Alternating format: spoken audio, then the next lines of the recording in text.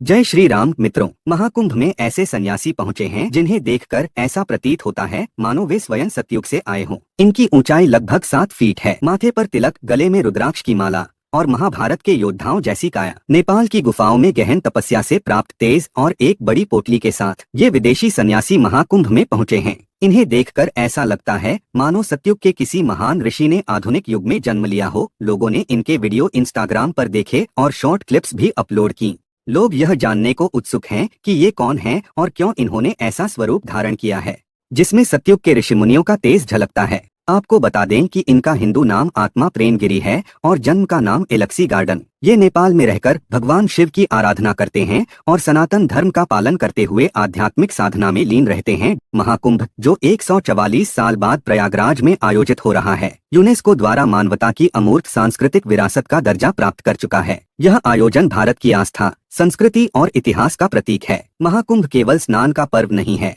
बल्कि यहाँ मोक्ष और मन की शांति की प्राप्ति होती है। आत्मा प्रेम गिरी जी जैसे लाखों विदेशी संत यहाँ पहुँच रहे हैं, लेकिन इन साधुओं में आत्मा प्रेम गिरी जैसे संतों का स्वरूप और उनकी कदकाठी लोगों को दूर से ही आकर्षित कर रही है। उनकी हाइट करीब 7 फीट है और नेपाल में शिव साधना के साथ ही वह हर दिन जिम करते हैं। उनके 7 फीट की ऊंचाई का अंदाजा उनके एक वीडियो से लगाया जा सकता है जिसमें वे अपने रूसी शिष्यों के माथे पर तिलक लगा रहे हैं। ये भगवान शिव के सच्चे भक्त हैं और ब्रह्मचर्य का पालन करते हैं। साथ ही अपने शिष्यों को भी ब्रह्मचर्य के नियमों का पालन करने का आदेश देते हैं। आत्मा प्रेम गिरी जी इस महाकुंभ में अकेले नहीं, बल्कि अपने दर्जन भर से अधिक रूसी शिष्यों के साथ पहुंचे हैं। महाकुंभ सिर्फ एक धार्मिक आयोजन नहीं है, बल्कि इसे दुनिया के सबसे बड़े सांस्कृतिक आयोजनों में से एक माना जाता है। 2017 में यूनेस्को ने महाकुंभ को intangible cultural heritage of humanity यानी मानवता की अमूर्त सांस्कृतिक धरोहर का दर्जा दिया था।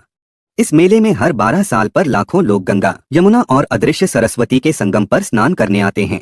यह आयोजन न केवल आस्था का प्रतीक है, बल्कि भारतीय संस्कृति, परंपरा और इतिहास की महानता को भी दर्शाता है। आत्मा प्रेम गिरी जी ने नेपाल की गुफाओं में कठोर साधना की है। उनकी दिनचर्या में योग, ध्यान और शरीर को मजबूत बनाने के अभ्यास शामिल हैं। ऐसी गुफाओं का उल्लेख भी पौराणिक ग्रंथों में मिलता है, जहां ऋषि मुनि ध्यान और साधना किया करते थे। महाकुंभ में ऐसे कई विदेशी संत शामिल होते हैं जो भारतीय संस्कृति और धर्म से प्रभावित होकर इसे अपनाने का निर्णय लेते हैं। आत्मा प्रेम गिरी जी न केवल साधना करते हैं, बल्कि सनातन धर्म के प्रचार प्रसार में भी सक्रिय भूमिका निभा रहे हैं। इनकी शारीरिक और आध्यात्मिक शक्ति का तेज लोगों को उनके करीब लाने का काम करता है। महाकुंभ का महत्व केवल आध्यात्मिक नहीं है, यह भारत के धार्मिक पर्यटन का भी एक बड़ा केंद्र है। इस आयोजन से स्थानीय अर्थव्यवस्था को भी भारी लाभ मिलता है। अनुमान है कि महाकुंभ के दौरान प्रयागराज में लाखों लोग रोजगार पाते हैं और यह आयोजन भारत की सांस्कृतिक ताकत को वैश्विक स्तर पर प्रस्तुत करता है। तो मित्रों, आत्मा प्रेम गिरी जी जैसे साधु केवल तपस्वी जीवन का उदाहरण नहीं है, बल्कि वे इस बात का भी प्रतीक हैं कि भारतीय संस्कृति की गहराई और विविधता दुनिया भर के लोगों को आकर्षित करती है। यह सवाल भी उठता है कि एलेक्सी गार्डन, जो अब आत्मा प्रेम गिरी बन चुके हैं, भारतीय किस महान संत के शिष्य हैं? तो दोस्तों, आत्मा प्रेम गिरी जी जूना अखाड़ा से संबंध रखते हैं और उनके गुरु हैं संत पायलट बाबा। पायलट बाबा का नाम भारतीय संतों में प्रमुख है। उन्होंने अपने जीवन में कई अलौकिक चमत्कार देखे और सतयुग के महान योद्धा अश्वत्थामा से मिलने का दावा भी किया था।